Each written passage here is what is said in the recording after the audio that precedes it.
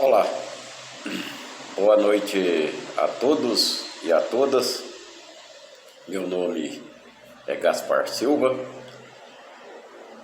e estamos aqui para darmos continuidade ao nosso papo de quê? Ao nosso papo sobre dependência química.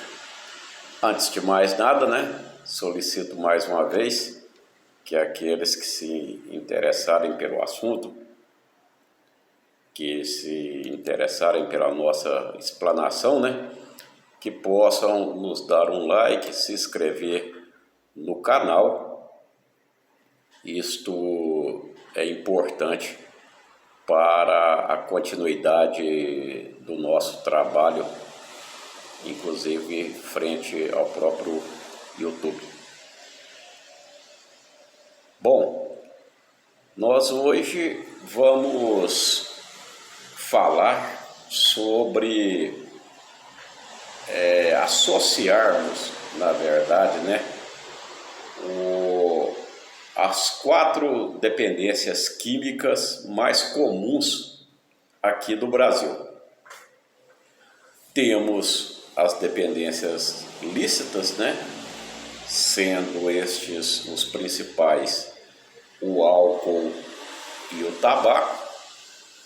E as dependências químicas ilícitas mais comuns em nosso país, nós podemos citar a maconha e a cocaína, Aqui na cocaína, incluindo o crack, o que podemos classificar como um derivado da cocaína, O que eu costumo chamar de um derivado porco da cocaína.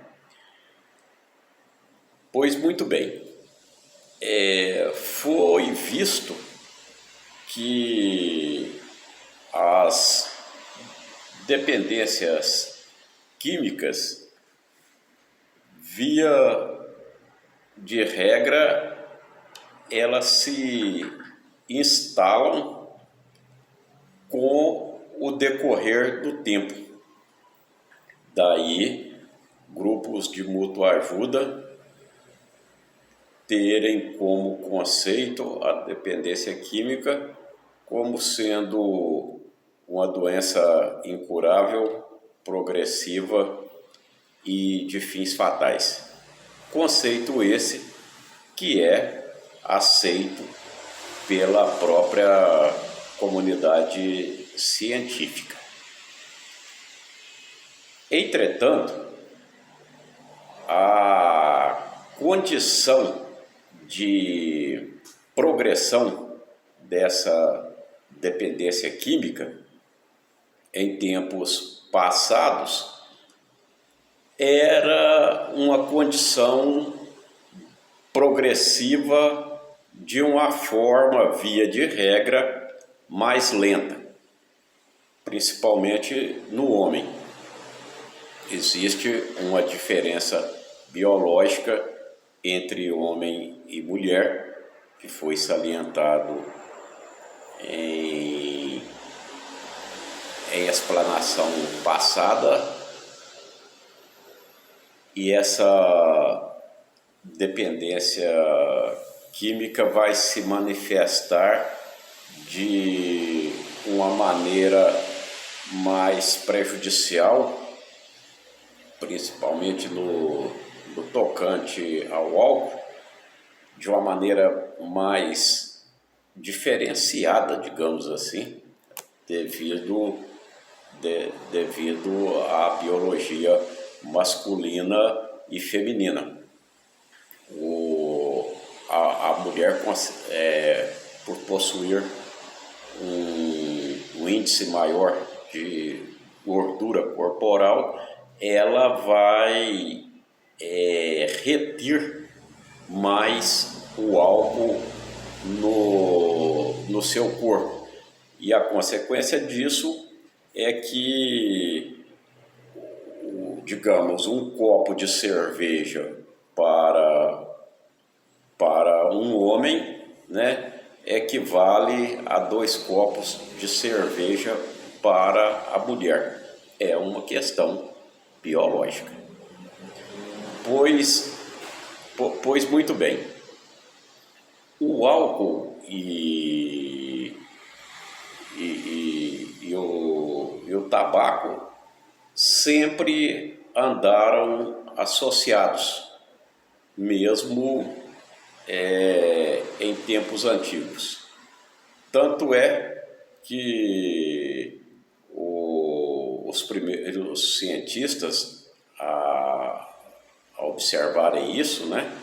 Um dos primeiros, Benjamin Rush, um general médico norte-americano, ele observou que dentro das clínicas psiquiátricas que ele gerenciava, que ele participava naquele tempo, quase todas as pessoas, ou um índice muito grande, em torno aí de 75% a 80% das pessoas ali internadas, elas possuíam um vínculo com o álcool e com o tabaco. Então ele começou a observar que havia sim algo diferente no tocante ao alcoolismo, no tocante ao tabagismo, concluindo que o uso exacerbado, inadequado do álcool e do tabaco, principalmente do álcool, levava a outras doenças de ordem psiquiátrica. Então, ele, como um médico, como um cientista, ele concluiu que aquela vertente de que defendia que a questão de beber ou não era uma escolha do indivíduo, vindo lá da Grécia Antiga, com Aristóteles, né? E que veio então de encontro aos interesses do cristianismo, né? Colocando o alcoolismo como uma escolha do indivíduo, portanto como um pecado, aquilo não se coadunava com a realidade científica, com a realidade dos fatos que ele estava ali pesquisando, observando e começando, né, uma nova era no sentido de mudar a conotação do alcoolismo em relação à própria sociedade.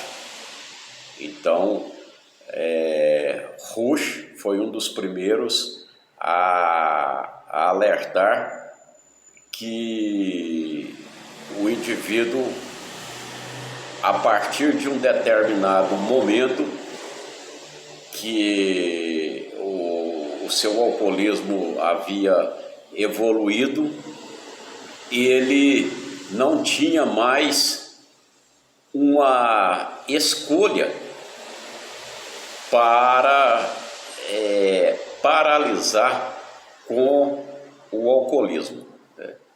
Daí a sua frase: o alcoolismo inicia-se com um ato de vontade, encaminha-se para um vício e afunda o doente na necessidade.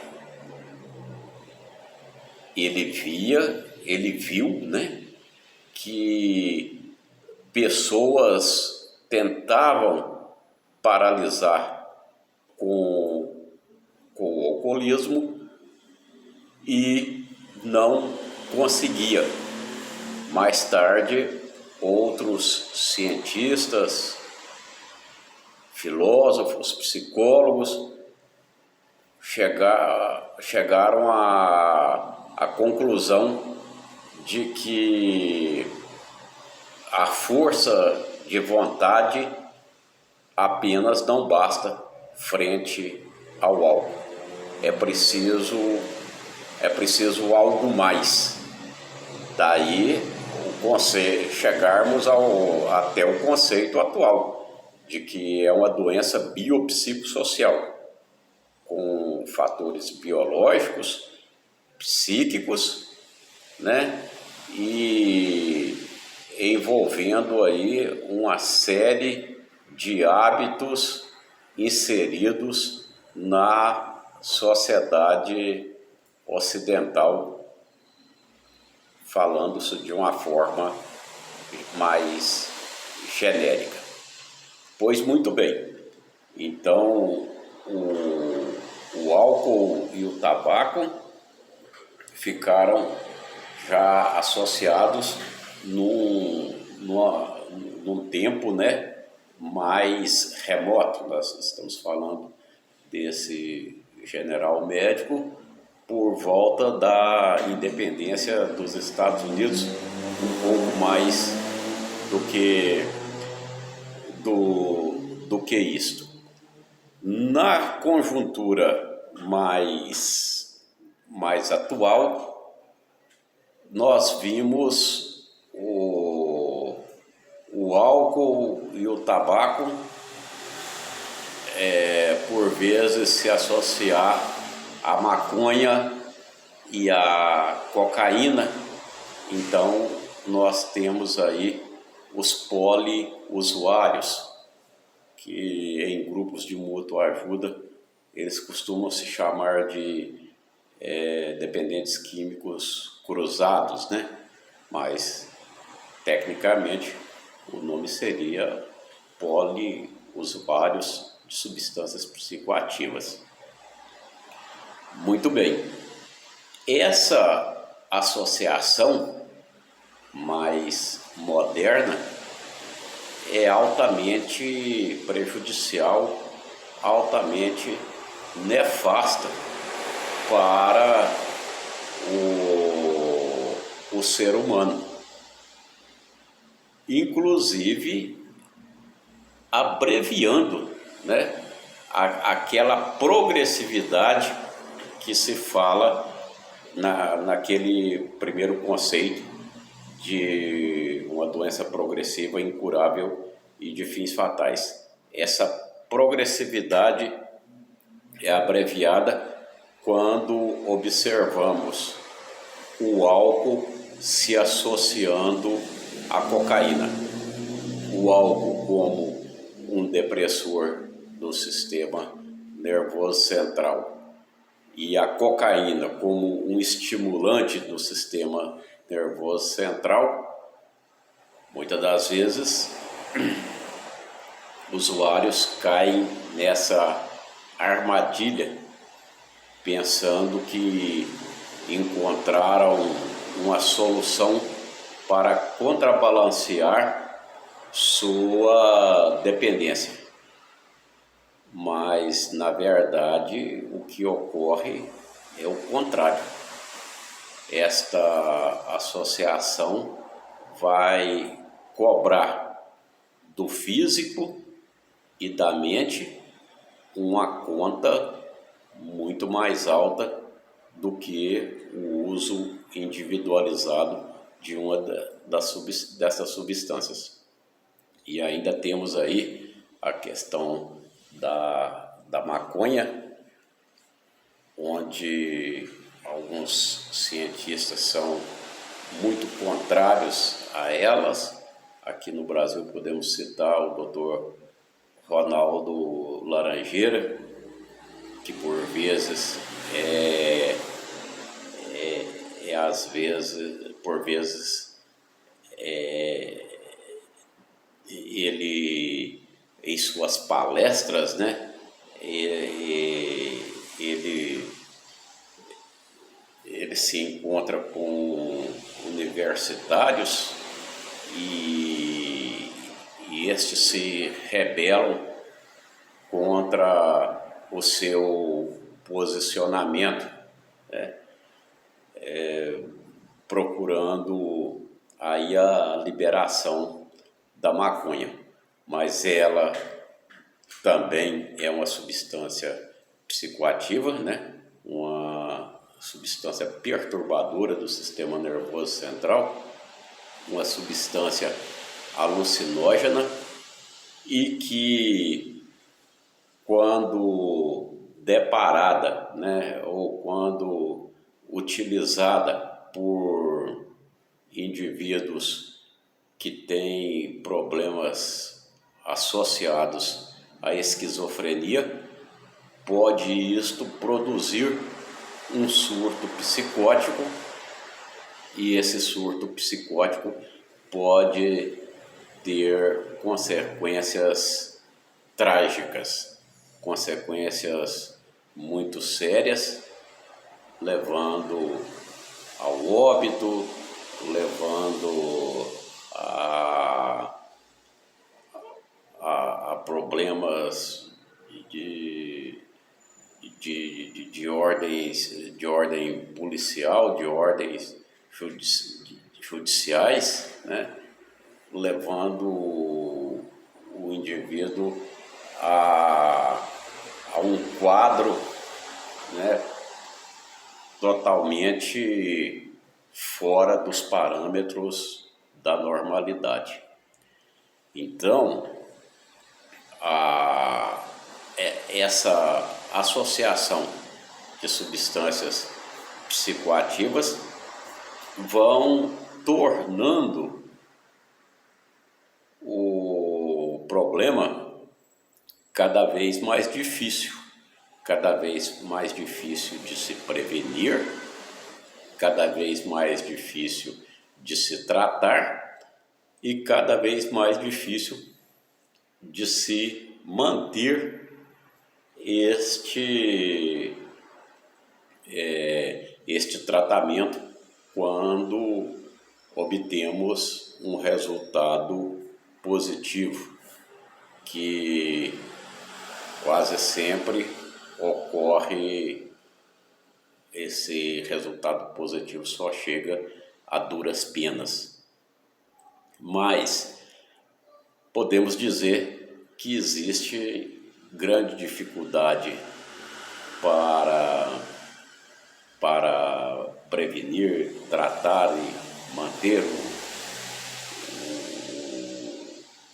o indivíduo, né, fora do alcance da substância psicoativa, em decorrência da própria conjuntura social.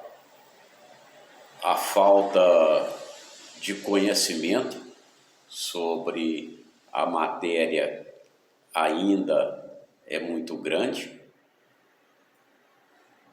por isto o problema é muito estigmatizado, ainda circula na nossa sociedade a premissa de que a culpa é do indivíduo depois de instalada a doença, que ele não para porque não quer, que ele não para porque possui uma fraqueza de caráter, ele não para porque não se aplica de verdade, né? Ele no fundo não quer de verdade a paralisação com a dependência química, com aquela substância psicoativa. é esquecido, né? Ou não é óbvio para todos de que a substância psicoativa vai agir diretamente no sistema nervoso central e de uma forma resumida, né? O cérebro do dependente químico passa, né, de uma maneira assim, explicando de, de uma maneira mais fácil de entender, né? O cérebro do indivíduo passa a entender, então, que aquela substância psicoativa passou a ser essencial para a sua vida, para as suas funções físicas e psíquicas, o que não é verdade, mas ele passa o sistema nervoso central a entender dessa maneira, como se fosse uma necessidade de água, como se fosse uma necessidade de primeira necessidade, água, comida, o ar.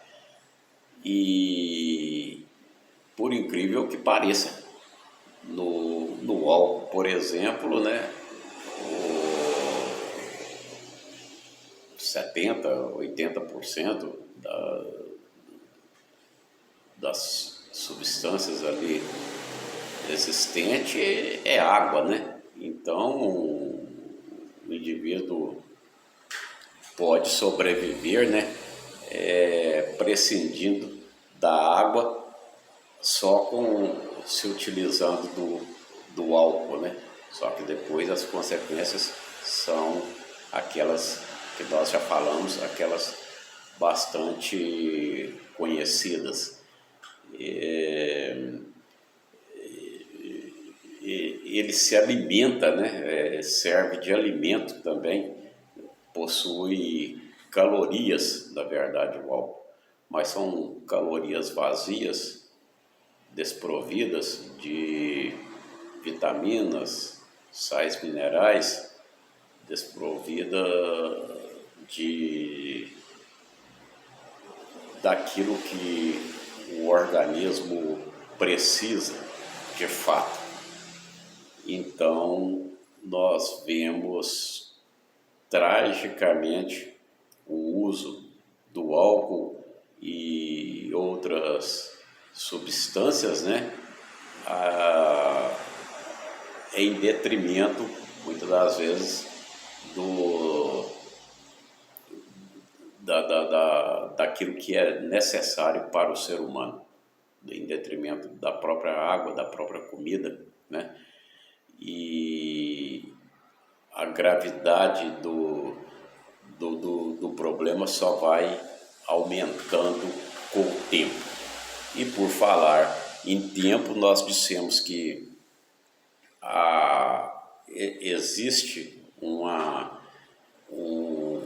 brevidade quando se fala em progressividade, porque a cocaína, né, quando associada ao álcool, vai levar o indivíduo a uma decadência física e psíquica muito mais rapidamente do que se utilizasse uma substância apenas. Isso é um fato. Qualquer uma delas isoladamente pode e faz muito mal, pode, inclusive, qualquer uma delas individualmente matar, mas associadamente essa progressividade de encontro à decadência é mais rápida. Daí nós virmos em tempos passados chegarem em grupos de mútua ajuda pessoas com a idade já um pouco mais avançada. Ultimamente vemos pessoas mais jovens, né, que progrediram negativamente de uma forma muito mais rápida na doença. Dificuldade que estamos falando para tratar, prevenir e manter, ela vem da falta de conhecimento, da estigmatização e também da própria sociedade. Por trás, né, inclusive, das substâncias lícitas, como o álcool e o tabaco, estão poderosas organizações, né, poderosas empresas que se organizam em forma de lobby e leva estas substâncias até a sociedade, focando com muita ênfase no público jovem, né? Inclusive nas propagandas, no marketing, que em países mais desenvolvidos já não permitem mais a propaganda de substâncias psicoativas, nem sequer de medicamentos. Mas aqui no Brasil nós vemos a propaganda do álcool aí no dia a dia, no rádio, na televisão, no jornal, na internet, para todo lado, feita de forma livre, e procuram, né, associar no caso aí principalmente o álcool, né, ao esporte, né, ao bem-estar do ser humano, né? Não mostra em momento algum lá na mídia, na propaganda, né, as consequências nefastas do alcoolismo. E fica por isso mesmo. Aí, dessa forma fica difícil prevenir, né, perante a juventude que vai sendo martelada, né, entre aspas, massacrada com a propaganda de que o álcool é bom. O tabaco, até pouco tempo, ou relativamente pouco tempo, era permitido a sua propaganda. Mas os vários países desenvolvidos e também os em desenvolvimento acordaram para o fato de que os custos com o tratamento do tabagismo era equivalente a 25% que se recolhia por impostos. E aí começaram campanhas, né, em vários países, campanhas governamentais e a proibição da propaganda nas mídias de uma forma geral. A do álcool aqui no Brasil permanece, né? Permanece podemos dizer, com força total na hora de patrocinar, né? Os programas esportivos, né? os grandes clubes do país, a seleção brasileira e tudo mais, o álcool é colocado como algo associado ao esporte, quase que como uma coisa ingênua. Então, as dificuldades para poder prevenir, elas aumentam com toda certeza num cenário dessa natureza, né? No caso do tabaco, apesar da proibição do seu marketing, né? Mas continua aí a indústria tabagista, né? Trabalhando debaixo das cortinas, né? No sentido de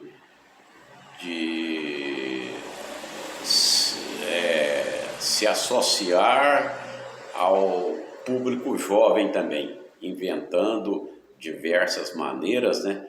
Como cigarro eletrônico, entre outros, né? E colocando no foco de que estas novas modalidades agora não são prejudiciais à saúde, o que não condiz com a realidade, não condiz com os estudos científicos a respeito dessa matéria.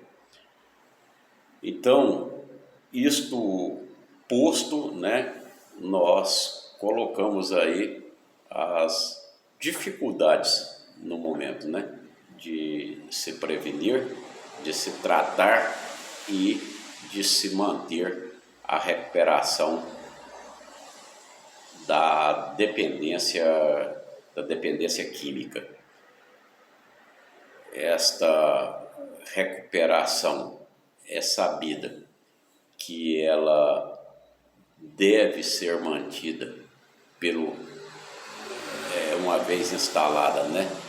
Uma vez obtida esta recuperação, ela deve ser mantida vigilantemente pelo resto da vida do indivíduo e deveria então haver um maior cuidado, né, na disseminação dessa matéria, principalmente no âmbito das propagandas.